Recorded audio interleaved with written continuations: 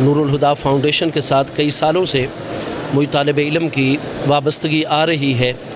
تو اس وقت جتنے بھی ہماری نوجوان نسل کو چیلنجز درپیش ہیں، ان میں نور الہدا فاؤنڈیشن اعتقادی اور نظریاتی اعتبار سے اور عملی اعتبار سے اپنا بہترین حصہ عالم اسلام کے نوجوانوں کے لیے جو ہے وہ پیش کر رہی ہے۔ اور اس وقت جتنے بھی ایک فتنے ہیں ان کو تو بالخصوص نور الہدا فاؤنڈیشن نے الحمدللہ تعالیٰ ایک اپنے ٹارگٹ کے اندر رکھا ہوا، اور بہت حد تک یہ اپنے ٹارگٹ کو اچیو کر رہے ہیں۔ اس حوالے سے بنیادی ترین چیز جو ایک فتنوں کا شعور ہے، تو نور الہدا فاؤنڈیشن نے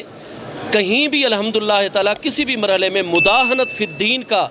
کردار نہیں ادا کیا، بلکہ فرنٹ لائن کے اوپر آ کے پورے مکمل ایک دلائل کے اسلحہ کے ساتھ مسلح ہو کر الحمدللہ ایک فکری اور اعتقادی رہنمائی جو ہے وہ اس وقت تمام مسلمانان عالم کی جو ہے وہ فرمائی ہے۔ اور اس کے ساتھ ساتھ عملی طور پر نور الہدا فاؤنڈیشن جو ہے جس طریقے سے اپنے مرکز کے اندر ایک ہمارے نوجوانوں کی تربیت کر رہی ہے، مختلف شعبہ زندگی کے میں سمجھتا ہوں کہ تمام لوگ اس ہمارے مرکز کے ساتھ وابستہ ہیں۔ سال بھر کے اندر یہ 35 روزہ پروگرام اور مکمل سالانہ طور پر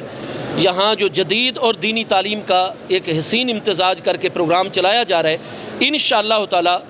مستقبل قریب کے اندر اس کے عملی بہت بڑے نتائج کی ہم اللہ تعالیٰ کی رحمت سے امید رکھتے ہیں۔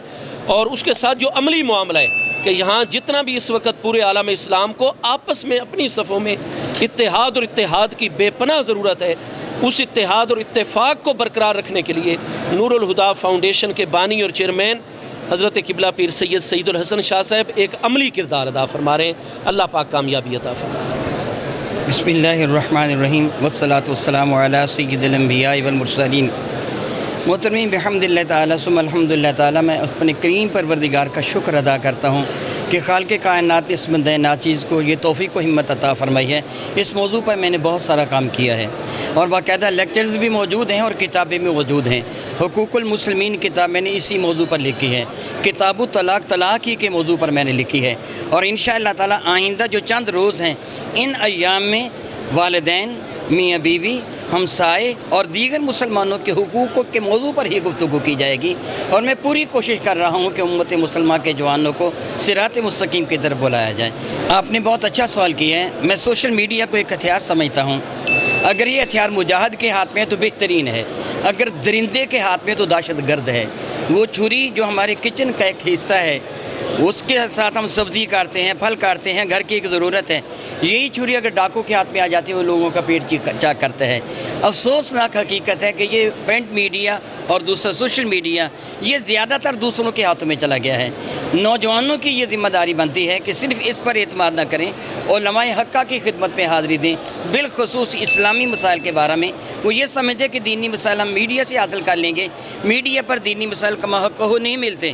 وہ جو نادیدہ قوتیں ہیں جو مسلمانوں کو گمراہ کرنا چاہتی ہیں وہ چھائی ہوئی ہیں، اور ان کا بظاہر کام یہ محسوس ہوتا ہے وہ مسلمان ہیں، حقیقت میں وہ مسلمان نہیں ہوتے بلکہ گمراہ کرنے والے دجال قسم کے لوگ ہوتے ہیں جو اسلام کے نام پر الہاد پھیلا رہے ہوتے ہیں۔ اس لیے میں گزارش کروں گا کہ نوجوان محض میڈیا پر اعتماد نہ کریں، علماء کی جانب رجوع فرمائیں۔ جی بس یہی میں دعا کرتا ہوں کہ رب کائنات مجھے زندگی کے آخری سانس پر دین متین کا سچا خادم بنائے رکھے، اور قیامت کے دن اللہ تعالیٰ جل وعلا اپنے محبوب مکرم کے سچے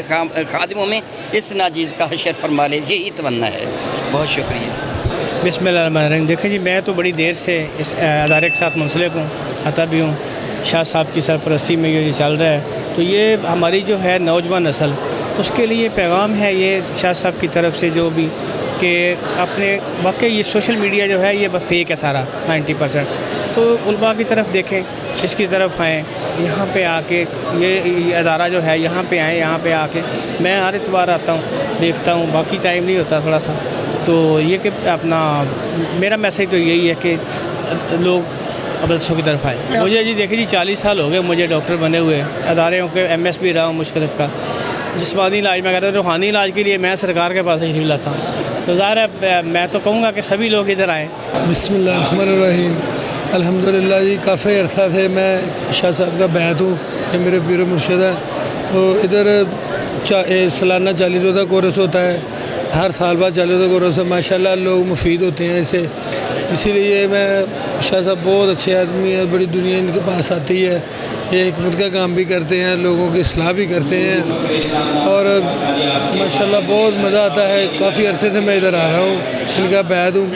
بہت لوگ مفید ہو کر جاتے ہیں۔ ان کی محفل کا انعقاد بھی بہت زیادہ ہونا چاہیے، کیونکہ یہ جو ملکی حالات ہیں، عوام بہت پریشان ہے، بے روزگاری ہے،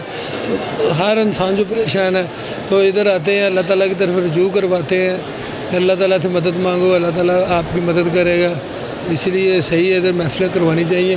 تو کافی عرصے سے میں بھی تقریباً 18-19 سال سے محفل کرا رہا ہوں۔ شاہ صاحب میرے پیر مرشد، میں ان سے خصوصی بیان کرواتا ہوں، یہ میری محفل کے آنر ہوتے ہیں، ماشاءاللہ بہت مزہ آتا ہے۔ ادھر جو جتنے بھی لوگ آتے ہیں سب محفلیں کرواتے ہیں، اللہ تعالیٰ ان کی مدد کرتا ہے۔ مفکر اسلام، پیر طریقت، رہبر شریعت حضرت علامہ صاحبزادہ محمد سعید الحسن شاہ صاحب کی زیر قیادت عظیم الشان تعلیم القرآن کورس، اس کے حوالے سے استاد العلماء حضرت علامہ مفتی محمد شوکت علی سیالوی صاحب آپ خانے وال، انہوں نے ختم نبوت کے حوالے پر مفصل بیان ارشاد فرمایا قرآن و سنت کی روشنی میں، اور پاکستان کی عدالتوں اور پاکستان کے آئین کے حوالے سے بالخصوص انہوں نے قائد ملت اسلامیہ حضرت علامہ شاہ احمد نورانی صدیقی رحمۃ اللہ تعالیٰ علیہ کے حوالے سے ان کی کوشش اور کاوش کو سراہا، اور ان کی کوشش اور کاوش کے نتیجے میں پاکستان کے وزیر اعظم ذوالفقار علی بھٹو نے جب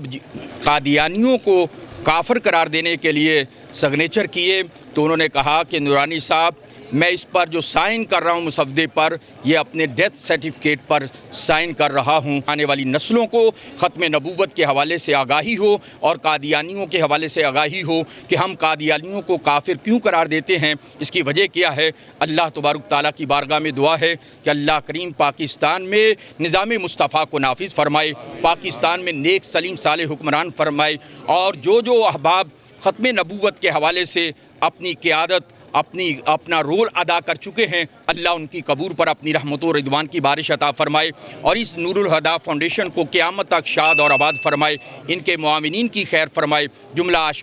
عاشقان رسول کی خیر فرمائے، اور بالخصوص پاکستان کے ادارے اور پاکستان کی سرحدیں اور افواج پاکستان کی حفاظت فرمائے، اور پاکستان میں نیک سلیم صالح حکمران عطا فرمائے۔